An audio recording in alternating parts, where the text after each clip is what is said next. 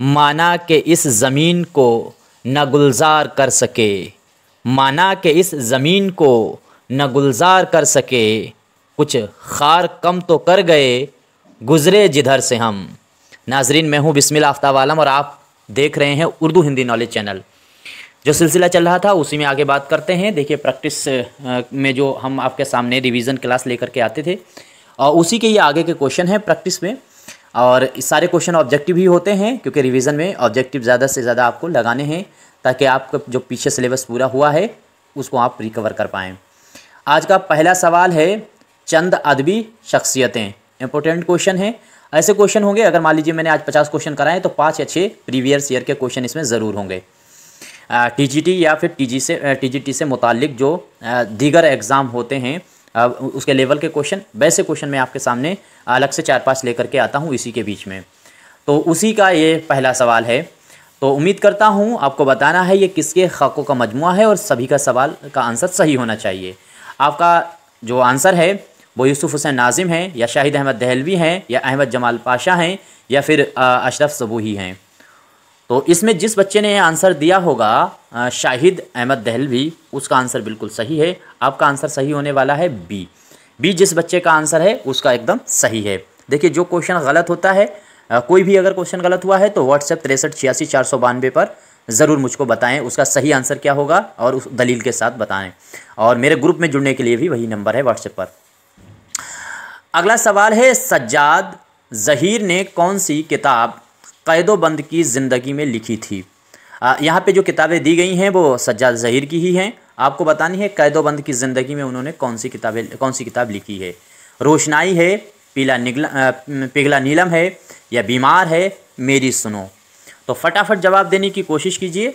थोड़ा सा मैं जल्दी में हूँ तो अगर आपको लगता है कि मैं कुछ ज़्यादा जल्दी बोल रहा हूँ तो आप स्लो कर सकते हैं। स्लो लगता है तो फिर आप स्पीड बढ़ाकर देखा करें। तो इसमें जिस बच्चे ने आंसर दिया होगा बी, उसका आंसर सही है। पिघला नीलम आपको याद रखना है और इसको खूब पूछा जा चुका है एग्ज़ाम में कि यह तसनीफ़ है किसकी। अब आपको ये भी याद रखना है कि यह क़ैदोबंद की ज़िंदगी में लिखी गई है। अगला सवाल है, आसार सनादीद। सभी को मालूम है 1847 में लिखी गई तसनीफ़ है सर सैयद अहमद ख़ान की। और इसमें आपको बताना, जब ये लिखी गई तसनीफ़ व तालीफ़ जब ये की गई थी तो सर सैयद के मददगार कौन थे। इमाम बख्श सहवाई हैं, इसके बाद में मिस्टर टेलर हैं और मास्टर रामचंद्र हैं और मिर्ज़ा गालिब हैं। एक चीज़ याद रखिए, दिल्ली कॉलेज जिसकी स्थापना जो है 1825 में हुई थी, उसमें फ़ारसी का उस्ताद बनने के लिए सबसे पहले जिसका तकर्रुर हुआ था वो थे गालिब। जब गालिब ने वहाँ पर पढ़ाना मंजूर नहीं किया तो उनकी जगह पर रखा गया था उसमें इमाम बख्श जो है सहवाई को। तो इमाम बख्श सहवाई को वहाँ रखा गया और इमाम बख्श सहवाई ने ही आसारुल सनादीद में बहुत अहम रोल अदा किया था। तो आपका आंसर सही होगा ए। जिस बच्चे ने ए दिया है उसका एकदम आंसर सही है। इसके बाद में अगला सवाल है, निकातुश शोरा के जवाब में कौन सा तज़किरा लिखा गया था। मोस्ट इम्पोर्टेंट क्वेश्चन है। चमिस्तान या फिर मुखज़ने निकात, तज़किरा रेख्ता गोया या फिर गुलशन इश्क। दूसरी चीज़ आपको यहाँ से याद करना चाहिए कि जितने भी तज़किरे हैं कम से कम 20 से 25 तज़किरा हैं, उन तज़किरा निगार और जो है तज़किरे का नाम आपको याद रखना चाहिए। और 1-2 तज़किरे ऐसे हैं जो एक दूसरे के जवाब में लिखे गए। तो जवाब में लिखी गई तसानीफ़ों पर ज़्यादा गौर कीजिएगा, सवाल वहाँ से बन जाता है। अब निकातुश शोरा के बारे में आपको मालूम ही है, मीर तक़ी मीर का लिखा हुआ तज़किरा है। तो इसमें क्या आंसर आपका सही होगा। आपका आंसर इसमें सही होगा सी। जिस बच्चे ने दिया है सी उसका एकदम आंसर सही है। तज़किरा रेख्ता गोया आपको याद रखना है, ये लिखा गया था निकातुश शोरा के जवाब में। 1752 में लिखा गया है निकातुश शोरा, 1753 में यही लिखा गया है। तो उम्मीद करता हूँ अब आपका आंसर एकदम क्लियर हो गया होगा। सवाल है, हाली ने मिर्ज़ा गालिब का मरसिया किस हैयत में लिखा था। ये भी मोस्ट इम्पोर्टेंट क्वेश्चन है। मुसद्दस की हैयत है, तरजीह बंद है या फिर तरकीब बंद है, तरतीब बंद है और या फिर जो है वो गज़ल की हैयत है। उम्मीद करता हूँ सभी का आंसर सही होना चाहिए। मैं एक बार फिर उसी बात को रिपीट करूँगा कि आपको ज़्यादा से ज़्यादा किताबों का मुताला अलग अलग डिफरेंट किताबों का नहीं करना है। कोई भी एक किताब जो ऑथेंटिक हो, सही हो, जो गाइड नुमा, उस किताब का इस्तेमाल करें। वीडियो में प्रैक्टिस ज़्यादा से ज़्यादा लगाएं, प्रीवियस ईयर के क्वेश्चन देख करके उसके आसपास के क्वेश्चन तैयार करें। बस इतना ही काफ़ी है टीजीटी का एग्ज़ाम निकालने के लिए। किसी भी एग्ज़ाम की आप तैयारी कर रहे हों, सबसे ज़्यादा ज़रूरी होता है PYQ पढ़ें और फिर उसमें देखें 4 ऑप्शन, और 4 ऑप्शन में से आपको ये देखना है कि ऐसा कौन सा ऑप्शन है जिसके बारे में आपको कुछ भी नहीं पता है। उस वाले राइटर के बारे में, उस ऑप्शन के बारे में अच्छी डिटेल तैयार करके नोट्स बना ले। बस वही नोट्स आपको बनाना है, उतने में आपका काम हो जाएगा। आप विद्वान बनने की कोशिश बिल्कुल ना करें, आपको सिर्फ जो है एग्ज़ाम निकालना है। उम्मीद करता हूँ सभी का ये आंसर सही हुआ होगा, और इसमें जिस बच्चे ने आंसर दिया होगा सी, उसका एकदम राइट आंसर है। तो तरतीब बंद में ये लिखा हुआ मरसिया है, कहीं कहीं ये तरकीब बंद भी लिखा मिलेगा, तो आपको याद रखना है तरतीब बंद या फिर तरकीब बंद, जो भी हो, तो आपको ये सही याद रखना है। अगला सवाल है, गज़ल को नीम बहशी सिन्फ सुखन कहा गया है, तो क्यों कहा गया है, यह आपका जवाब होना चाहिए। आंसर आपको देना है। पहला तो इसमें दिया गया है, इसमें इश्किया जज्बात का इजहार होता है, बिल्कुल होता है। क्या इसी वजह से कहा गया है नीम बहशी सिन्फ सुखन? और एक सवाल आपके लिए है कि गज़ल नीम बहशी सिन्फ सुखन है, ये बात कही किसने है? बहुत इंपॉर्टेंट और बहुत आसान है। कमेंट करके देखिए कौन बच्चा बताएगा। तो आपको बताना है कि नीम बहशी सिन्फ सुखन जो है गज़ल को किसने कहा। अब आपको ये बताना है क्यों कही जाती है। क्या इसी वजह से कही जाती है कि इसमें इश्क का जो जज्बात है उसका इजहार होता है, इस वजह से? होता तो है, लेकिन क्या इसी वजह से कहा है? दूसरा सवाल, दूसरी बात, इसमें ख़यालात का तसलसल नहीं होता है, बिल्कुल ये बात भी ठीक है। इसमें तसलसल कंटिन्यू नहीं होता है, हर शेर मुख्तलिफ मुकम्मल होता है, तो इस वजह से क्या कहा गया है नीम बहशी सिन्फ सुखन। अगला पॉइंट है कि जिनसी ख्वाहिशात का इजहार होता है। हाँ, खूब नहीं होता है, लेकिन जिनसी ख्वाहिशात का तो इजहार होता ही है। तो लेकिन क्या इसी वजह से नीम बहशी सिन्फ सुखन कहा गया है, या फिर तहज़ीब के आला ख़यालात का इजहार होता है? ये भी बात ठीक है। जो तहज़ीब है, गज़ल आप पढ़ेंगे किसी भी दौर की, तो आपको उस दौर की तहज़ीब और उस दौर का जो माशरा था उसका भी मालूमात मिल जाती है। लेकिन इनमें से वो पॉइंट आपको ढूंढना था कि जिसमें गज़ल को नीम बहशी सिन्फ सुखन कहने का रीज़न। तो इसमें आपका आंसर सही हुआ होगा। जिसने भी कहा है बी, उसका आंसर सही है। इसमें ख़यालात का तसलसल नहीं होता है, यानी मुख्तलिफ होता है, अलग अलग चीज़ें, टुकड़े में शेर कहे जाते हैं, इसीलिए नीम बहशी, नीम मतलब होता ही है थोड़ा सा, छोटा सा, तो इसमें आपका आंसर बी सही होगा।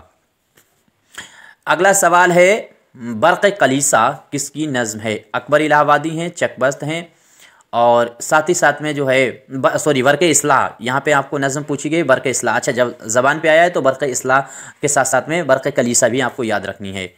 और यहाँ पे अल्लामा इक़बाल हैं या फिर महमूद शिरानी हैं। तो ये जैसे चारों ऑप्शन आपके सामने दिख रहे हैं, इन चारों के बारे में आपको ऑटोमेटिक सारी डिटेल पता होगी। लेकिन यहीं पर कोई नया नाम आ जाए, जैसे फ़िक्र तौसबी का है या फिर अहमद नदीम कासमी का है, तो उसको आप अपने आप नोट कीजिए अपने कागज़ पे, और फिर उसका पूरा तारुफ का नोट्स बना लीजिए, क्योंकि उसकी अगर तसानीफ पूछ ली गई तो बता पाना मुश्किल हो जाएगा। तो यहाँ पर आपका आंसर सही हुआ होगा चकबस्त। जिस बच्चे ने जवाब दिया होगा बी, उसका सही है। बर्क़ कलीसा जो है, बर्क़ इस्लाह जो है, वो नज़्म जो है चकबस्त की है, और बर्क़ कलीसा जो है वो अकबर इलाहाबादी की है। ये भी आपको याद रखना है। अब इनमें से सवाल देखिए, सवाल है, इनमें से कौन सा किरदार अफसाना दो हाथ का है? आप में से देखिए कौन बताएगा ये अफसाना दो हाथ लिखा हुआ किसका है। मैंने सारी चीज़ें जो हैं वो डिटेल में पीछे पढ़ा रखी हैं। सालिहा इसका किरदार है, या फिर दरबारी लाल है, रानो है, या फिर राम अवतार है। थोड़ा सा भी आपने अगर गौर से पढ़ा होगा तो इसमें से बहुत आसान है सवाल को निकाल लेना, क्योंकि ये सारे ऑप्शन आपको कहीं ना कहीं देखने को, कहीं ना कहीं पढ़ने को मिलते रहते हैं। तो अब उम्मीद करता हूँ सभी का आंसर सही हुआ होगा। अब इसमें जो आंसर सही होने वाला है वो है राम अवतार। डी नंबर का जो आंसर है, वो डी वाला ऑप्शन जो है वो बिल्कुल एकदम राइट है। अगला सवाल है, तरक्की पसंद तहरीक की किस कॉन्फ्रेंस में फहाशी के ख़िलाफ़ करारदाद पेश की गई थी? उम्मीद करता हूँ सभी का आंसर सही होगा। लखनऊ कॉन्फ्रेंस है, हैदराबाद कॉन्फ्रेंस है, दिल्ली कॉन्फ्रेंस है, इसके बाद में भीमड़ी जो मुंबई में हुई थी वो कॉन्फ्रेंस है। फटाफट जवाब देने की कोशिश कीजिए। उम्मीद करता हूँ सभी का आंसर सही हुआ होगा। देखिए, क्वेश्चन अगर आपको अच्छे लगते हैं तो वीडियो लाइक किया कीजिए, अच्छे नहीं लगते हैं तो आप डिसलाइक किया कीजिए। दोनों में से एक काम ज़रूर किया कीजिए। अच्छे नहीं लगते तो आप डिसलाइक कर दिया कीजिए, और अच्छे लगते हैं तो लाइक कीजिए। और शेयर उन बच्चों को कीजिए जो उर्दू की किसी भी एग्ज़ाम की तैयारी कर रहे हैं, ख़ास तौर से प्राइमरी या फिर टीजीटी इंटर कॉलेज तक का। यूजीसी नेट के लिए मेरी वीडियो नहीं होती है, मैं झूठ नहीं कहूँगा कि हर एग्ज़ाम के लिए यूजीसी के लिए नहीं होती, क्योंकि यूजीसी का जो है उसका डिज़ाइन करने का तरीका अलग है क्वेश्चन का। कहाँ क्वेश्चन ये आ सकते हैं वहाँ, लेकिन डिज़ाइन अलग होगी। तो इसमें आपका आंसर जिस बच्चे ने दिया होगा हैदराबाद चौथी कॉन्फ्रेंस, वो आपका आंसर सही हुआ होगा। हैदराबाद आपको याद रखना है, और यहीं पर जो है तमाम जो यहाँ कॉन्फ्रेंस हुई थी तो उसमें अलग अलग जो मौजू थे या अलग अलग जो सिनफ़ें थी उसके एतबार से यहाँ पर जलसे की सदारत की गई थी। जैसे गज़ल शायरी के अलग सदर था, यहाँ पर अलग अलग सदर बनाए गए थे। तनकीद का अलग सदर था, और साथ साथ में जो सहाफ़त होती है उसके अलग सदर थे। तो ये भी चीज़ याद रखिए, अलग अलग सदर किस में बने सबसे पहली बार, तो इसी में।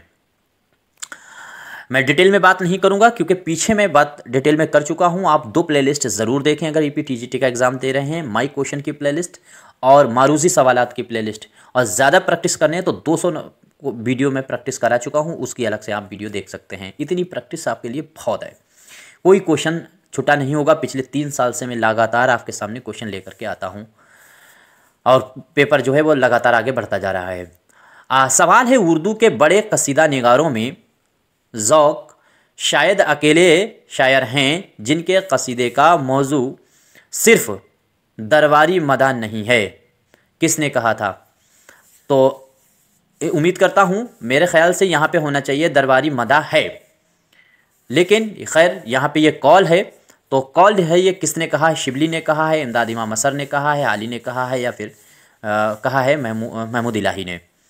तो ज़ौक़ के बारे में ये जो कॉल कहा गया है तो वो आंसर आपका सही होगा बी। इमदाद इमाम असर जो हैं उन्होंने कश्फुल हिकायत किताब लिखी थी, उसी में ये बात कही है। और एक चीज़ याद रखिएगा कि जो भी कॉल से मुतालिक सवाल आते हैं और उसकी ऑलरेडी मैं पहले ही 100 वीडियो क्वेश्चन करा चुका हूँ। उतने क्वेश्चन आप देख लीजिए, कॉल से तो आपका क्वेश्चन गलत हो ही नहीं सकता, किसी भी कीमत पे नहीं होगा। टॉपिक वाइज भी लेकर आएंगे। आपकी तरफ से एक कमेंट आ रहा है, बच्चों की तरफ से वो भी कमेंट आया था कि आप कॉल से मुतालिक वीडियो कराइए। अब एक कमेंट आ रहा है कि आप रिसाले पर बात कीजिए। तो रिसाले की मेरी रिसर्च चल रही है। रिसाले हम आपके सामने ऐसे लाना चाहते हैं कि पता चला दहली का नाम लिया तो सारे दहली के रिसाले आपके सामने रखे जाएं। उसके बाद में अलीगढ़ का, तो अलीगढ़ के रिसाले सारे होने चाहिए। लाहौर, फिर लाहौर के शहर के सारे निकलने वाले रिसाले। इस तरह से एक एक शहर से निकलने वाले रिसाले, 5 शहरों के रिसाले आप ध्यान कर लीजिएगा। ज़्यादा से ज़्यादा वो भी 70, 80, 100 के अंदर ही होंगे और उतने ही काफ़ी हैं। बस हमेशा यही पूछता है ये रिसाला कहाँ से निकला था, या फिर ये पूछ लेता किसने निकाला। तो ये चीज़ें मैं आपके सामने रख दूँगा। आप निश्चिंत रहिए, एग्ज़ाम बहुत अच्छा होने वाला। आगा साहब किस नावल का किरदार है? उमराव जान अदा का है, या फिर इब्नुल वक्त का है, बस्ती है, और या फिर गोदान है। एक सवाल और बनता रहता है कि खान साहब, पंडित साहब, मौलवी साहब, इस तरीके के सवाल बनते हैं, ये किस में किरदार आते हैं? तो आपको याद रखना चाहिए ये हैं किरदार उमराव जान अदा। आपका आंसर सही होगा फर्स्ट, उमराव जान अदा आपको याद रखना है। अगला सवाल है, दर्जा झेल में से कौन तरक्की पसंद नक्काद नहीं है? नहीं वाले वर्ड को आपको कितना भी क्वेश्चन, कितने भी आसान सवाल आ जाए एग्ज़ाम में, आपको हर कीमत पर हर हाल में 2 बार पढ़ना है। चाहे कुछ भी हो जाए, 2 बार ज़रूर पढ़ना, वरना गलती नहीं होनी चाहिए। एक भी क्वेश्चन अगर इजी आसान क्वेश्चन अगर आपसे गलत हुआ तो सैकड़ों बच्चों से वो गलत नहीं होगा और वो आपसे आगे निकल जाएंगे। इसलिए क्वेश्चन को 2 बार ज़रूर पढ़ें, कितना भी आसान क्वेश्चन हो। और बहुत टफ है तो फिर 3-4 बार उसको पढ़ें, रुकें, पहले समझें कि क्वेश्चन है क्या, जल्दबाजी ना करें, टाइम बहुत होता है। अब इसमें आपको बताना है नहीं वाला वर्ड पर गौर करके कि एहतशाम हैं या शमसुल रहमान फ़ारूकी हैं, कमर रईस हैं और मोहम्मद हसन हैं। तो इनमें से कौन तरक्की पसंद नक्काद नहीं है? आपको मालूम ही होगा तरक्की पसंद जो थी कॉन्फ्रेंस वो 1936 से शुरू हुई और 1935 में ही तो पैदा हो पाए थे। कौन? शमसुल रहमान फ़ारूकी।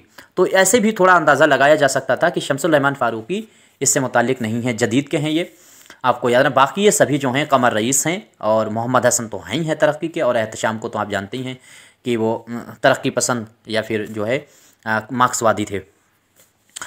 अगला सवाल है, उर्दू का बराह रास्त ताल्लुक़ है मगरबी हिंदी से, मशरिक़ी हिंदी से, ब्रज भाषा से, या फिर कन्नौजी से?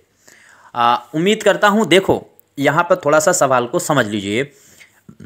उर्दू का ताल्लुक़, उर्दू चूँकि कहीं बताया जाता है ये ब्रजभाषा से निकली, आज़ाद कहते हैं, कहीं पंजाब से निकली, कहीं किससे निकली, अलग अलग नज़रिया हैं। लेकिन आपको मालूम होगा कि मगरिबी हिंदी की 5 बोलियां हैं, हरियाणी, कन्नौजी और ब्रज, खड़ी बोली। तो आपको मालूम होगा कि यहाँ पर इसीलिए ब्रज का आंसर जो है वो सही नहीं होगा, क्योंकि ब्रज जो है वो ऑटोमेटिक मगरिबी हिंदी में आ जाएगी। मगरिबी की 5 बोलियां हैं, उन 5 में ब्रज ऑटोमेटिक है और हरियाणा भी ऑटोमेटिक ही उसके अंदर आएगी। 5 भाई हैं, हरियाणा है, ब्रज है, कन्नौजी है और खड़ी बोली है। तो ये उसके अंदर ही आ जाती हैं पाँचों। तो इसलिए ये आंसर ना हो करके ये होगा, बड़ा वाला होगा। भाई कोई चीज़ ये है और ये इसके अंदर आ रही है, तो ये बाहर वाला जो राउंड होगा ये सही होगा। तो 5 जो बोलियां हैं वो पाँचों मगरिब के अंदर आती हैं, मगरिबी हिंदी में आती है, तो इसलिए वो वाला मगरिबी हिंदी आंसर सही होगा। वैसे आपको लगाना चाहिए था, अगर यहाँ पर मगरिबी ना होता और यहाँ पर कोई और होता, बातिनी लतीनी कुछ भी दे देते, तो आपका आंसर सही हो जाता ब्रज। ये चीज़ आपको याद रखना है, क्वेश्चन को गौर से पढ़िएगा थोड़ा। अगला सवाल है, क्या लुत्फ़ जो गैर पर्दा खोले, जादू वो जो सर चढ़ के बोले।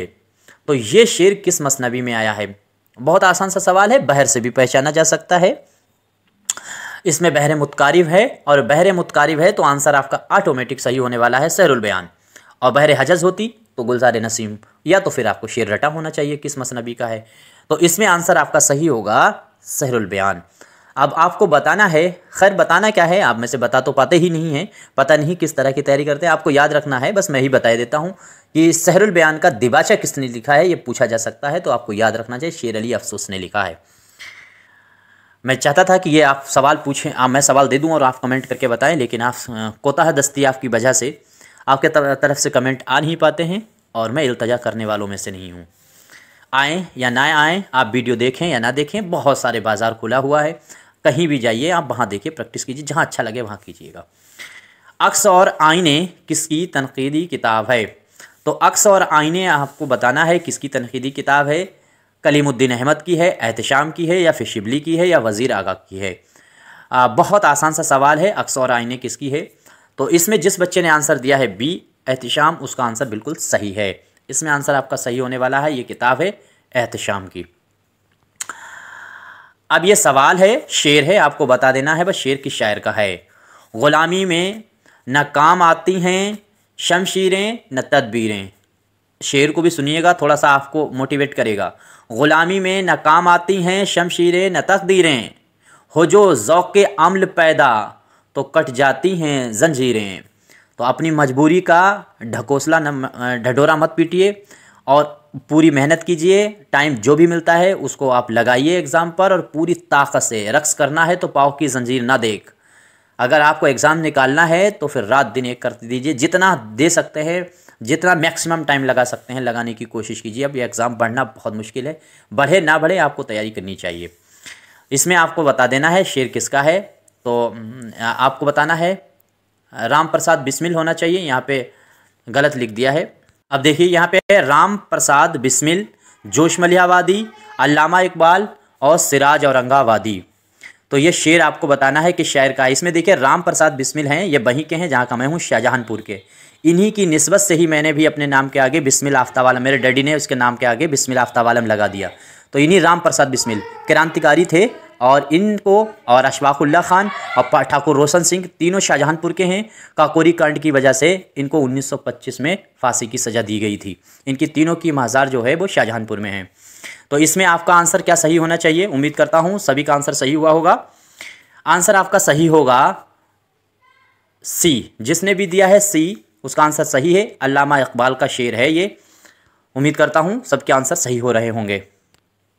अगला सवाल है, जमील जालवी ने अपनी किताब तारीख़ अदब उर्दू में दक्कनी अदब के अरूज का कौन सा ज़माना मुकर्रर किया है? सवाल आप भी पढ़ा कीजिए और आराम से पढ़ा कीजिए समझकर। तो फटाफट जवाब दीजिए, उम्मीद करता हूँ सभी का। तो जो दक्कनी अदब है उसमें, दक्कनी अदब में जो अरूज का ज़माना था, बुलंदी का ज़माना था, जहाँ पर उर्दू को बहुत अदब को फ़रोग़ मिला है, तो वो कौन सा ज़माना बताया है जमील जालवी ने? उर्दू अदब की तारीफ़ पर सबसे मुफस्सल किताब पूछी जाती है तो जमील जालवी की ही है। आंसर आपका सही है सी। 1640 से और 1675 का ज़माना इन्होंने बताया है। PYQ का ये क्वेश्चन है, आया हुआ क्वेश्चन है, तो आपको ऐसे ही रट जाना चाहिए मेरे ख्याल से, तो थोड़ा सा इसमें डाउट है। इसके बाद में अगला सवाल है, अफसाना बड़े घर की बेटी प्रेमचंद के किस मजमुआ में शामिल है? पहली बात तो याद रखें, बड़े घर की बेटी जो है इनका पहली ही कहानी मानी जाती है। तो प्रेमचंद प्रेम 32 अव्वल में, प्रेम 25 अव्वल में, खाक परवाना में, या फिर आपको जवाब देना है ख्वाब ख्याल में। एक चीज़ याद रखिए कि ये चारों जो हैं अफसानवी मजमुए प्रेमचंद के ही हैं। तो इसमें आपका आंसर जो सही होगा वो होगा बी। जिस बच्चे ने दिया है प्रेम 25 अव्वल, इनका हिस्सा दोम भी आया है, 25 का भी 32 का भी, तो आपका बी आंसर सही होगा। 25 आपको याद रखना है, बड़े घर की बेटी इसी में शामिल है। देखो 25 के बाद आएगा 32, तो पहला जो है वो पहला ही मजमुआ है प्रेम 25। इनका सोसे बतन के बाद जो शेरी वो अफसानवी मजमुआ आया है प्रेमचंद का, तो पहला अफसानवी मजमुआ प्रेम 25 ही आया, फिर अव्वल, और फिर प्रेम 25 दोम भी आया, उसके बाद में प्रेम 32 अव्वल आया, फिर प्रेम 32 दोम आया। इस तरह से आपको याद रखना है, और ये पहली ही कहानी है बड़े घर की बेटी, तो जाहिर सी बात है कि वो दूसरी पहले ही अफसानवी मजमुआ में शामिल होगी। अगला सवाल है, किस सिन्फ में हम के बजाय मैं, मेरे, मेरी जैसे अल्फाज इस्तेमाल होते हैं? यानी किस सिन्फ में जमा इस्म की जगह पर वाहिद इस्म का इस्तेमाल किया जाता है, नाउन का इस्तेमाल किया जाता है? तो इसमें आपको बताना है इदारा में, कालम में, डॉक्यूमेंट्री में, या फिर तराइले में। तराइले में तो ऐसा कोई मसला ही नहीं, क्योंकि वो नज़्म का अंदाज़ होता है। तो नज़्म में यही खूबी होती है सबसे बड़ी, कि उसमें आप अपने इस्म को कहीं पर भी इस्तेमाल कर सकते हैं। नसर में ऐसा नहीं होता है। जैसे मैं जा रहा हूँ, तो मैं से ही नसर में ये बात मैंने कही है, तो ये अगर हमने नसर में कही है तो मैं जो इस्म है वो हमने शुरू में ही इस्तेमाल करेंगे नसर में। लेकिन यही नज़्म में कहें कि जाऊँगा मैं भी, अब मैं को मैंने कहाँ उठा कर रख दिया है, फिर भी मिसरा गलत नहीं होगा। तो नज़्म की खूबी ये होती है कि उसमें अपने नाउन को, अपने मैं जो वाला लफ्ज़ है, नाउन होता है या इस्म होता है, उसको आप जी चाहे जहाँ इस्तेमाल कर सकते हैं। नसर में ऐसा नहीं, नसर में बाकायदा टेंस सही होने चाहिए। अब ये इसको अलग से समझाएंगे, क्लास में मैंने समझाया था। तो इसमें आपका आंसर क्या होगा? कालम। आपका आंसर सही होगा बी आंसर आपका सही होने वाला है। और इसमें आपको जानना चाहिए कि हम की जगह पर मैं, मेरे, मेरी जैसे अल्फाज इस्तेमाल होते हैं। अगला सवाल है, किस सिन्फ में अदीब अपने ज़ाती ख़यालात का बरमला इजहार कर सकता है? तो अपने ज़ाती ख़यालात का बरमला इजहार करने की इजाज़त उसको किस में है? कालम में, इदारिया में, डॉक्यूमेंट्री में, इनमें से कोई नहीं।